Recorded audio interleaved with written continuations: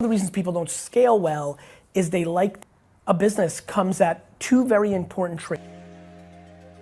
Like everyone's like, Facebook doesn't work anymore. I'm like, no. The ad that was working for you has been saturated and it's costing you more and converting less, because my favorite marketing. Like, do you understand what's, there's genocide going on right now. Like, what do you think's going on?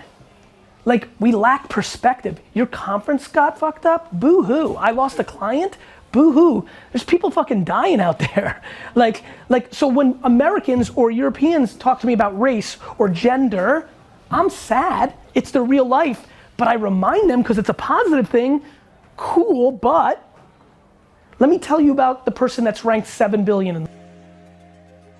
If you're selling self-published books and digital courses, you're limiting the upside of your speaking career because you're doing sales over brand. The reason I'm one of the highest paid speakers is because all of you are so bought into me because I don't sell you $1,000 thing that you will do something like this, or you will pay $2,000 to get a ticket to a big, like, so one of the things to think about, it's your business.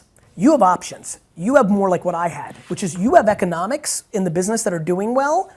I would tell you to not monetize your audience for as long as you possibly can, because that's gonna build more economics in the back end. What I do. Yeah. I only build brand because I'm not selling it. Right. I'm gonna use it. Now, the one caveat to that is you need enough sales so you don't go out of business in your ideological marathon, right? But as much as you can build on brand always pays. The reason Tommy Hilfiger and Fila are back on 15-year-olds' bodies is because it's a brand. It wasn't because they had good sales. Brand, always brand. That's why Transformers and Spider-Man and Aquaman and Wonder Woman open. The reasons people don't scale well is they don't even realize it. You might not even realize your subconscious, we talk about subconscious bias for like female minorities. There's subconscious bias as an operator. You get the high that you're so good at everything, you actually don't want to hire somebody to do something that does it better than you. Or you love doing it. You love knocking on the doors, so you don't want to let somebody do that while you make a podcast. But scaling a business comes at two very important traits. One, humility, and two, patience. Also auditing your fucking 24 hours. Yeah. So if you're sleeping 6, 7, 8, 9 hours, what are you doing the rest of the time? And what do you need? Like, you might say, Gary, cool, I've listened to all your shit, but I need 3 hours a night of Netflix. That's how I decompose. I'm like, mazel tov. Then let's go back to your 8 hours that you work. Like, what are you doing every minute? Like, that's where this has gotten so, the reason I can do, it's scary to me how lazy I think the 29-year-old me is. And he was a workaholic. It's not that I try any harder, it's that I'm dramatically more efficient. It's a game of, and this is for a lot of you, scaling is predicated on your ambition versus what you're interested in your lifestyle at that current moment. The reason I'm great at scaling is I don't want anything fancy. My most devastating business decisions have been predicated at the moments when I bought my 2 homes. I've never said this clearly, I passed on Uber because I bought an apartment. If I just stayed in the apartment I was in for 1 more year, I would have $400 million that I don't have right now. That's about as basic as I can say it. You should be producing an ungodly amount of LinkedIn content in whatever form of communication comes most naturally to you. Written, audio, or video. I couldn't be more bullish on LinkedIn as a content B2B place. Couldn't. I'm obsessed with it. It's grossly underpriced. The ads are expensive-ish, because they have a floor. They don't do what Google and Facebook does, which starts at the bottom. They have a cost on the CPM. But organic traction is real. Just putting your LinkedIn profile that puts out content, URL, in your email signature as somebody who emails a lot is enough of a match to start your LinkedIn content career. Everyone's like, Facebook doesn't work anymore. I'm like, no. The ad that was working for you has been saturated and it's costing you more and converting less because the people that would convert on the first thing have converted and the feed's getting more competitive. You need to make more content. This feed is busy. If it's not contextual, it's not getting consumed. You can literally be like, hey, are you a 42-year-old woman? And run it against 42-year-old women. It is crazy. You will scale from 800 to 2 million pretty quickly if you get Facebook and Instagram ads right. And the way you do that is literally your fucking phone. Video after video after video. Now you've made it, notice how my framework works so well for you. Now that you're all in on you, you fucking can do it on the FaceTime. You don't need shit, you don't need D-Rock. You fucking like, hey Atlanta, I'm coming through. Hey Atlanta Falcon fans, I'm coming through. Running against Atlanta Falcon fans. Guys, buying ads for everyone is real. Like, I don't care what you do, concrete, pools, like, so, but the magic is in the long tail of it. Imagine if you're only talking to African American females, what you're gonna say in that camera versus talking to middle America 60-year-olds who care about our military. It's gonna be a completely different video. Totally different. People say things to me like in YouTube because I have so many vlogs, they're like, Gary, why are you changing your adjectives?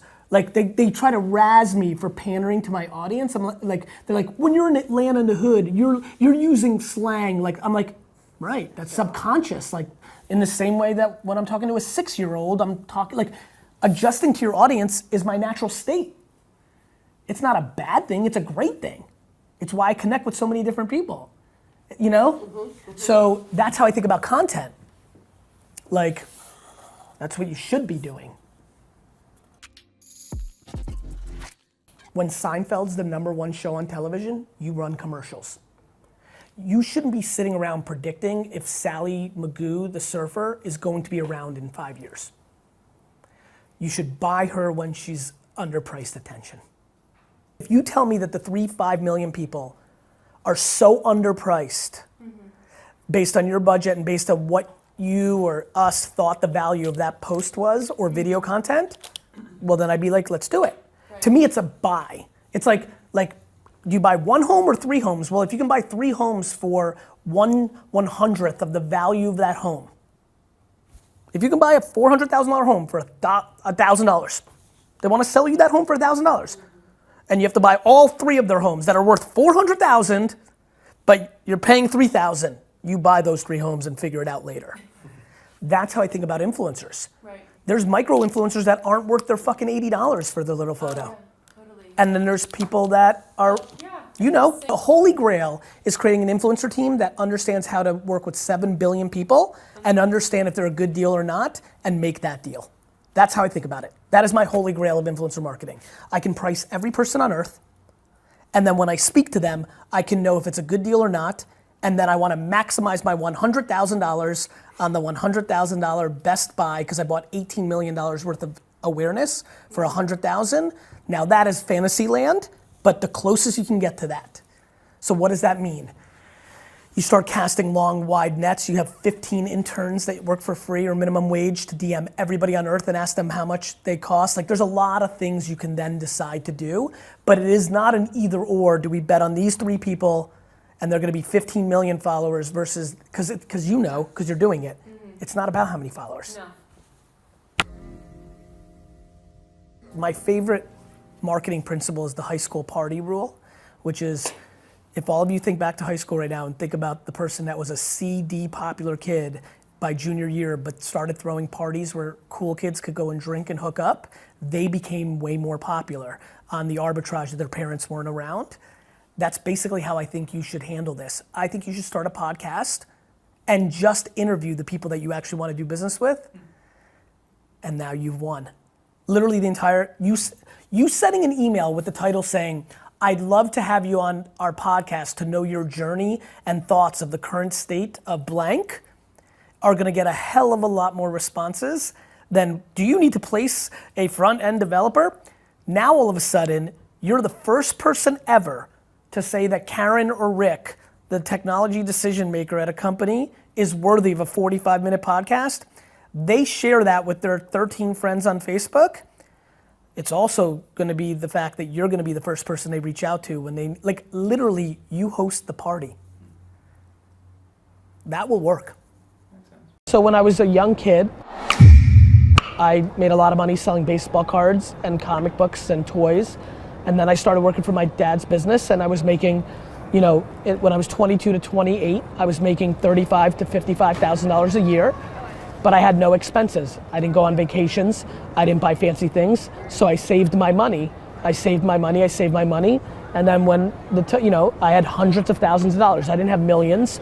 And by the time I was 33, 34, when I had that opportunity, I still not bought a home. I was still in an apartment. I was 33 years old and I was renting. And because I was saving cash to go on the offense. And so when I had a chance to invest in those companies, I put hundreds of thousands of dollars, not millions, but those hundreds made millions, made tens of millions. And so that's it, nothing crazy, nothing, I didn't have any crazy advantage. There's a lot of people that make $55,000 a year when they're 23. The problem is they go to Coachella and they want to buy a watch and they want to buy a BMW, and I didn't. So I ate shit for 13 years, and then I had a moment and I struck.